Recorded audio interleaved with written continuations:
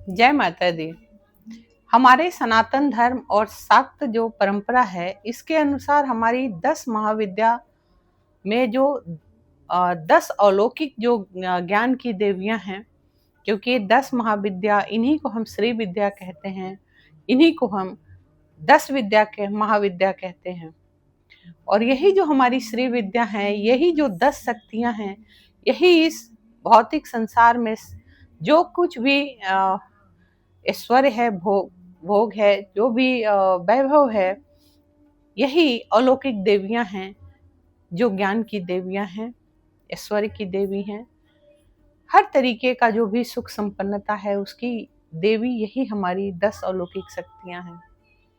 इन्हीं 10 देवियों में ये जो वीडियो है, आज हम बात कर रहे हैं जो हमारे 8वें नंबर की देवी हैं। ये 8वें नंबर की श्री महाविद्या जो है, इस देवी को हम लोग शास्त्र के अनुसार इनका नाम बगलामुखी है।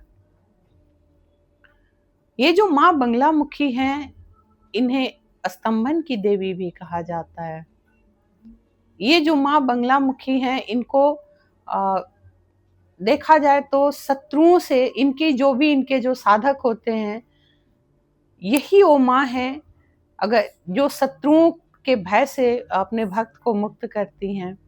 किसी तरीके की जो भी कहीं पे भी अगर भक्त को परेशानी है, रोग बीमारी हो या शत्रु का भय हो, कोर्ट कचहरी का भय हो, तो यही वो माँ है, माँ बगलामुखी, जो अपने भक्त को, जो भी भक्त इनकी साधना करता है, उसको इन सारी चीज़ों से मुक्त कर देती हैं। कोर्ट कचहरी, शत्रु, भय, रोग, इन सारे चीज़ों से उसके भय को ये दूर कर देती हैं। ये शत्रुओं के अंदर भय पैदा कर देती हैं, और जो इनका भक्त होता है वो निश्चिंत रहता है, भय मुक्त हो जाता है। यही वो माँ है जो वाक पटुता की भी देवी मानी जाती हैं। यही वो माँ है, कहते हैं कि जिस भक्त को बोलने में कोई दिक्कत हो या किसी तरीके से वो कोई भी ज्ञान चाहता है लेखन से, पठन पाठन से, तो ये माँ जो है उसको वाकपटुता प्रदान करती हैं। और यही माँ, अगर साधक, जैसे राजनीति में लोग अमूमन माँ बगलामुखी की आराधना करते हैं या पूजा करवाते हैं, ताकि जो अगला व्यक्ति है वो बोल ही ना पाए। जो कुछ भी है, माँ का जो भक्त है, इसकी जीत हो, इसके लिए भी लोग साधना करते हैं, उपासना करते हैं, क्योंकि ये माँ शत्रुओं की आवाज को बिल्कुल दबा देती हैं, बंद कर देती हैं, और अपने भक्त की आवाज को बुलंद कर देती हैं, उसकी वाक्पटुता को बिल्कुल निखार देती हैं। ये जो माँ है, कहते हैं माँ काली, समय और मृत्यु की जिस तरीके से देवी हैं, माँ तारा जो है वो विपत्ति से पार लगाने वाली देवी हैं। इसी तरीके से कहते हैं त्रिपुरेश्वरी, माँ त्रिपुरेश्वरी जो हैं वो सौंदर्य की देवी हैं। माँ भुवनेश्वरी जो हैं वो संपूर्ण जो ब्रह्मांड है उसकी स्वामिनी हैं। अगर बात करें इनके आगे माँ त्रिपुर भैरवी की, यही जो माँ त्रिपुर भैरवी हैं उग्र प्रचंड और करुणा की देवी हैं, तो वही जो माँ छिन्नमस्ता हैं, जिनका सिर कटा हुआ है, ये जो माँ है ये वैराग्य की देवी हैं। अगर बात करें माँ धूमावती की, तो दुख और अभाव को दूर करने वाली हैं। उसी तरीके से 8वें नंबर पे जो हमारी देवी आती हैं, उन्हें हम लोग बगलामुखी के नाम से जानते हैं। शास्त्र बगलामुखी कहता है, जो शत्रुओं के विनाश के लिए माँ बगलामुखी प्रसिद्ध हैं। वाक सिद्धि के लिए माँ बगलामुखी प्रसिद्ध हैं।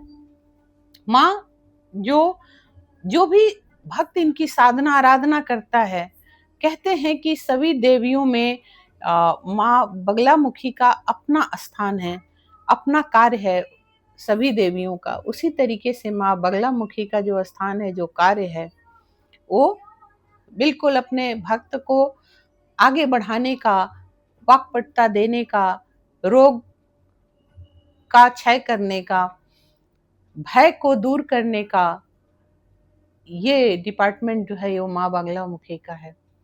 माँ बगलामुखी का जो रंग है, जो जब भी इनका जो रंग है वो बिल्कुल पीले रंग का की है, पीला रंग इनका है, सोने के समान बिल्कुल इनका रंग है। इनका स्वयं का जो वर्ण है वो भी बिल्कुल स्वर्ण के समान है। इनका जो वस्त्र है, जो भी इनके पूजन की जो सामग्री है वो भी बिल्कुल पीले रंग का है। इसीलिए माँ बगलामुखी का एक नाम पीताम्बरा भी है। माँ का जो पीताम्बरा नाम है उसी माँ का नाम बगलामुखी भी है। और इनके एक हाथ में सदैव गदा होती है। ये गदा इस बात का प्रतीक है कि दुष्टों का या राक्षसी प्रवृत्ति के जो लोग हैं, जो समाज में है, जो आपके इर्द गिर्द हैं, उसका माँ विनाश करती हैं। राक्षसी जो भी कहते हैं कि ये जो माँ है ये जुबान की यानी जिह्वा की को खींच कर अपने वश में कर लेती हैं। ये जो माँ है ये अपने साधक को हर नकारात्मकता से दूर करती हैं। ये जो माँ है ये बुरी शक्तियों से अपने साधक को दूर करती हैं, अपने भक्त को दूर करती हैं। अगर पौराणिक कथाओं की बात करें तो कहते हैं कि एक मदान नाम का राक्षस था और उस राक्षस को वाक्पटुता में वरदान मिला हुआ था, लेकिन उस वरदान का उसने गलत फायदा उठाना शुरू किया और वो उसको ये वरदान था कि वो जो कुछ भी बोल देगा वो हो जाएगा। फिर उसने त्राहिमाम करना शुरू कर दिया। मनुष्य से लेकर जो भी देवता लोग थे सभी त्रस्त हो गए, क्योंकि वो सबका अहित करने लगा। वाक्पटुता का मतलब ये नहीं होता है कि आप किसी का हित करें। अगर वाक सिद्धि आपने कर ली तो अच्छे के लिए कीजिए, अच्छा अच्छा सोचिए, अच्छा अच्छा बोलिए। लेकिन उसने क्या किया, उस चीज को दूसरों को परेशान करने में, दूसरों का नुकसान करने में शुरू कर दिया। और उस समय सभी देवता जो थे वो त्रस्त हो गए और सभी लोग माँ भगवती के पास गए, माँ पार्वती के पास गए, माँ से आराधना की। और तब माँ ने प्रसन्न होकर सभी देवताओं को आशीर्वाद दिया तथास्तु का। और वहीं उसी माँ पार्वती के शरीर से बिल्कुल स्वर्ण के समान पीले स्वरूप में माँ बगलामुखी का प्रादुर्भाव हुआ। और फिर माँ ने उस राक्षस को दंड दिया। उस राक्षस की जो जुबान थी उसको उन्होंने अपने वश में करके उसे खींचकर उस पे लगाम कसी। और कहते हैं कि तब जाकर फिर शांति छाई। माँ बगलामुखी सत्य की देवी हैं। माँ बगलामुखी जो हैं ये सत्य, जब इंसान के अंदर सत्यता आती है और उस सत्यता में जब इंसान थोड़ा मौन की तरफ जाता है, क्योंकि अक्सर होता है कि जब भी आपके अंदर सत्य की प्रवृत्ति प्रबल होगी तब आपके अंदर से कहीं ना कहीं नकारात्मकता सब दूर हो जाएगी और तब आप स्वयं इतने आप अंदर से ही आप मौन को धारण करने लगेंगे।